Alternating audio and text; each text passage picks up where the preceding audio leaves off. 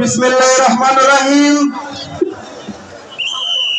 বগুড়া শহর বিএনপি কর্তৃক আয়োজিত আজকের এই বিশাল কর্মী সমাবেশের সম্মানিত সভাপতি জনাব অ্যাডভোকেট হামিদুল হক চৌধুরী হিরো এবং মঞ্চে উপস্থিত আছেন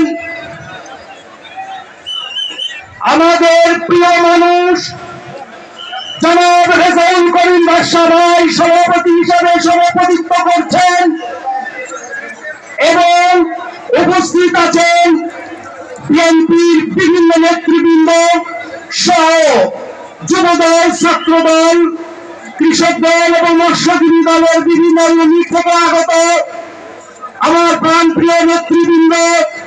সর্বপ্রথম শহীদ প্রেসিডেন্ট জিয়াউর রহমানের রক্তভেদা সংগঠন বাংলাদেশ জাতীয়তাবাদী মৎস্যজীবী দলের পক্ষ থেকে জানাই অভিনন্দন এবং সালাম। আসসালামু আলাইকুম।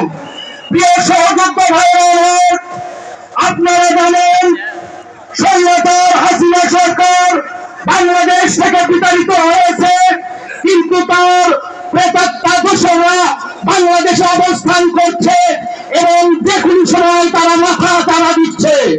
তাই এই কর্মী সমাবেশ থেকে আমরা প্রতিজ্ঞা করতে চাই, তাদেরকে এই মাথা ভেঙে দিতে হবে এবং এই অঙ্গীকার করে আমি আমার সংক্ষিপ্ত বক্তব্য শেষ করছি। খোদা হাফেজ। শহীদ জিয়াউর হক, খালেদা জিয়া জিন্দাবাদ, তরুণের অহংকার তারেক রহমান জিন্দাবাদ। সবাইকে ধন্যবাদ। আসসালামু আলাইকুম।